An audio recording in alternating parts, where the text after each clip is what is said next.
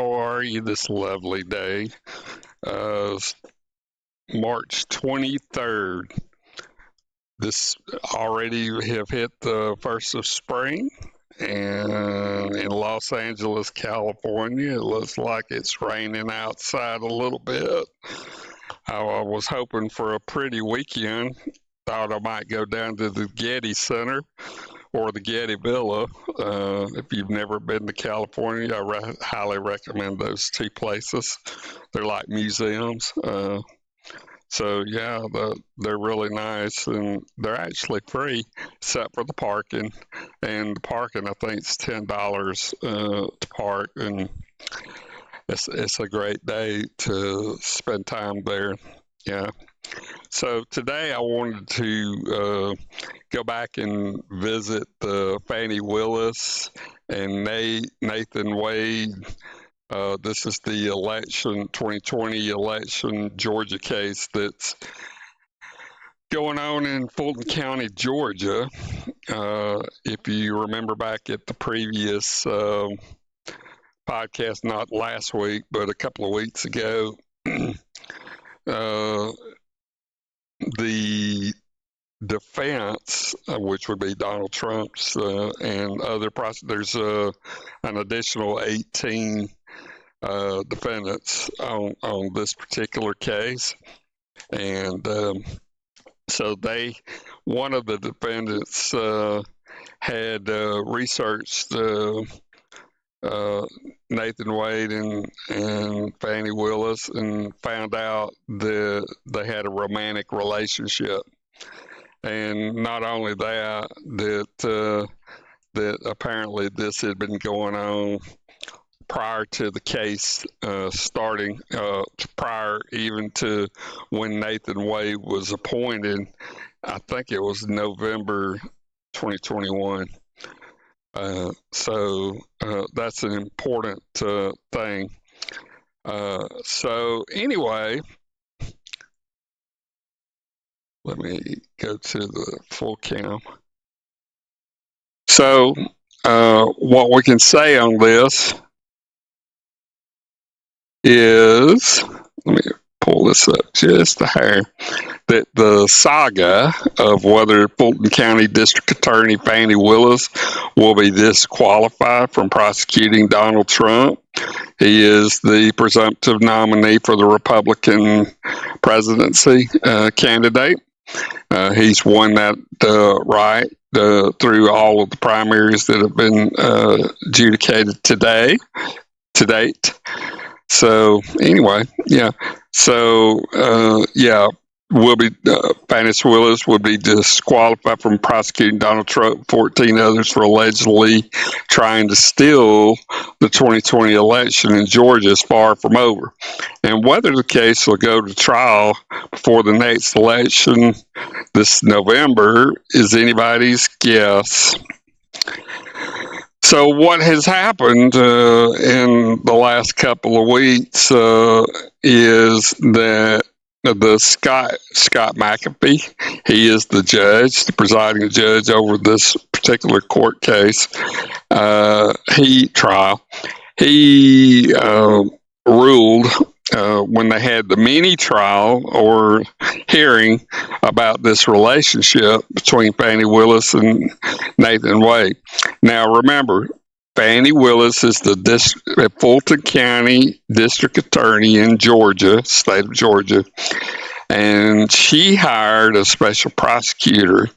His name is Nathan Wade, and the defendants in the case, one of them, the lawyers representing him, found out that there was a romantic relationship between the two, and she had hired Nathan Wade, which is unethical, typically, you would think.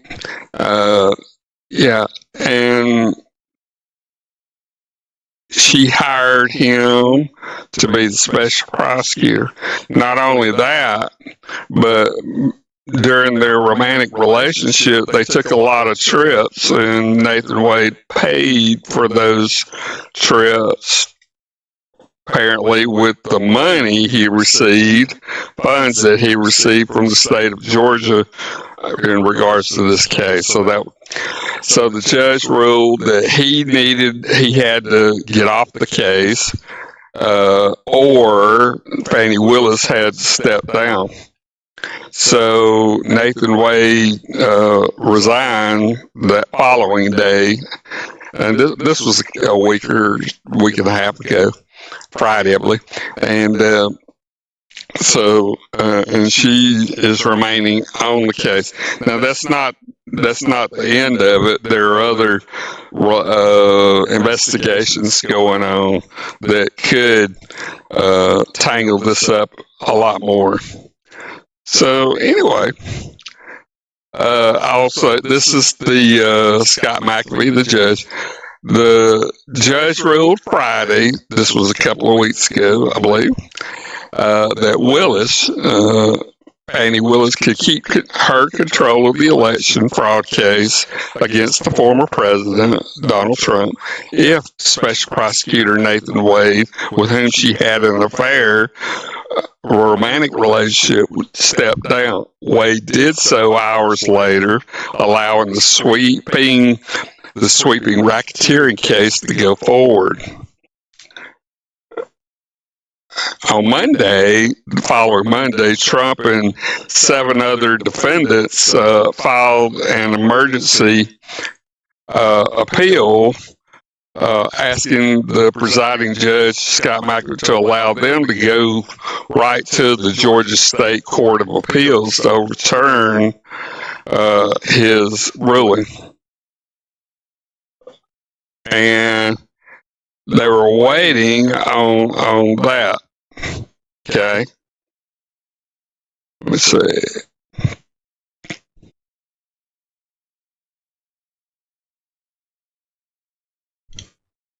An 8th defendant joined soon after, and on Wednesday, McAfee approved the emergency request, allowing Trump and the others to make the case that Willis and the entire election case had to go. In their request, asking Scott McAfee, to grant a certificate of immediate review to the appeals appellate court, the lawyer said his decision didn't go far enough. They not only wanted Willis,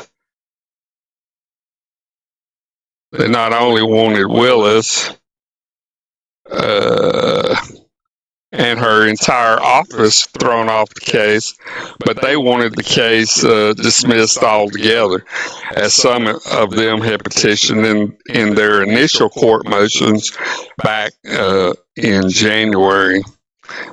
In the comments of the ruling, he allowed Fani Willis to remain on the case only if Nathan Wade resigned, which he did, but he did make a comment that there would, even with her still being on the case, there would be an odor of mendacity remaining on the case. And that's kind of a death knell to have the judge kind of already have a lack of confidence in the district attorney because of the behavior.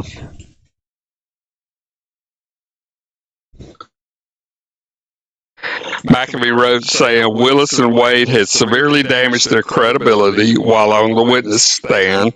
They did lie, potentially perjured themselves.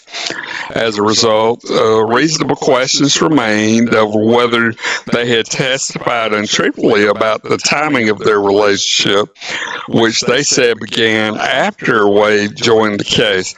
So what happens next? Legal experts disagree about whether Willis will be able to manage to bring the case to trial anytime soon, especially now that Trump's appeal will go to the higher court. So that's kind of where it stands. Let's see. So I'll go to a video to kind of update this morning.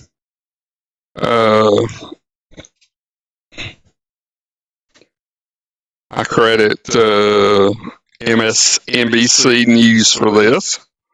So, just a second. Bring it down. There we go. So, I hope you can hear this. Let me make sure everything is on. Okay. So, let's listen. Yeah, and now, Garrett, turning to another case, the Fulton County case. Judge McAfee just granted Trump and his team their request to appeal his decision to keep Fani Willis on the case. What happens next here? Well, a Georgia court can now pick up this case and review it. And as you just showed, Trump's attorneys are optimistic that this means that perhaps a higher court in Georgia will disagree with Judge McAfee about Fani Willis being able to stay on this case, and that they still might find her removed at some point, which would then require another DA's office in Georgia to pick up this case, and would, I think, functionally lead to this case going away, at least in terms of something that could conceivably happen before the election in November. Remember, Judge McAfee's decision, which ultimately led to prosecutor Nathan Wade stepping down, but Fani Willis staying on this case, was blistering in terms of describing Willis's conduct, more so in the kind of cover-up post-relationship phase of this process, as opposed to the actual actions on which the court got started down this path. All of that now fair game for an appellate court in Georgia to review. So, David, how would you explain this? What's your reaction to it? You know, honestly, Garrett covered it pretty well. I do not think it's likely to be reversed by an appeals court. And here's the reason why. They didn't have enough really to go through with this hearing in the first place. If this wasn't a former president, I don't think it would have happened. I do think it's interesting. I've only seen this happen one other time, and it only happens to female DAs when it does happen. But the real blow here is you got to put Fani Willis on the stand. You got to ask her some very embarrassing questions about her romantic life, and people are judging her really, really harshly for it. The practical impact is that Wade stepping down means that she now has to go find someone else who is willing to work on this case. And you heard information during the hearing that indicated nobody wanted to take this case because of the pressure that's associated with it. So I don't expect it to be reversed on appeal. However, a serious blow has already been dealt to the case. The only caveat is that if Fani Willis finds a way forward, which she will, take a shot at the devil, you better not miss. Garrett Hake and David Henderson, thank you both so much. Credit MSNBC News for that. So there you have it.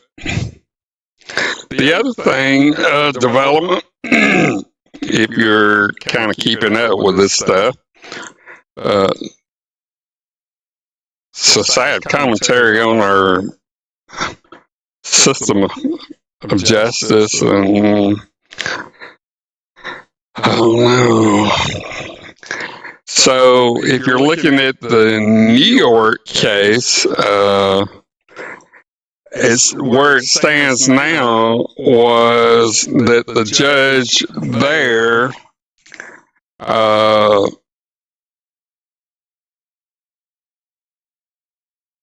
said that he will need to pay the former President Donald Trump, that would need to pay a $464 million bond to the court in order to appeal that case in New York City.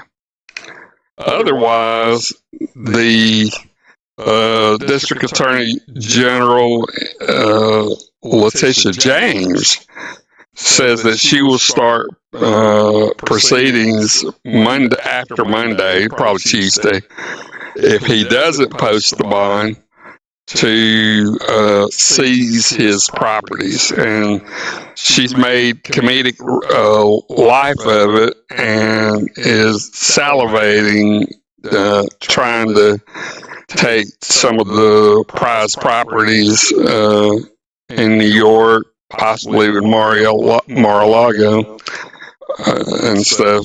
So stay tuned for that. this Monday, he has to come up with $464 million bond, or she'll start proceedings to seize the buildings or playing or properties outside the state of New York. So the other thing that's happened, if you're not aware, Donald Trump is the main investor in a social media company similar to Twitter called Truth Social. They are combining with Digital World Acquisition or World Digital Acquisition. SPAC is so they're merging, and that has the potential to net Donald Trump $3.5 billion for that action. So stay tuned. So the saga continues. As it stands right now in the election, both President Biden and former President Donald Trump have won their nominations for the 2024 election cycle. So they're just kind of going through the primary process, even though they have exceeded the amount of delegates required. All of the candidates on both sides have pretty well dropped out of the race, so those two are the nominees for this presidential cycle coming up in November. So the next thing would be, I guess, would be the conventions, political conventions. So that's kind of but that's a little ways off. I think, July? So we got a long time. It's just March 23rd. So yeah, I don't know what political persuasion people are and what they're thinking, but we have a lot of political problems. We got a lot of problems going on in the country, and we need some leadership, both on the presidential side and on the congressional side, and to get this country right-sized. So that's all I have today. So I just kind of wanted to bring an update. I don't have anything further. Here in Los Angeles, it's raining. So yeah. So I guess I'll go ahead and call this one. I know it's a little short than normal, but I thought it important to kind of update you on that Fani Willis situation. I typically are not really wanting to do political things here because you can't really win, whether you're a Democrat or Republican. It seems always to be a fight, and so it's just not worth it to do that. But this is mainly a news item that's affecting the candidate, Donald Trump. So, but I thought it's important to bring that at least. Yeah. So wherever you are in this country or world, I hope that you have a great Saturday. And we'll see you next week on the Table Talk with Bob Colbert podcast. So y'all take care, my friends. See you later.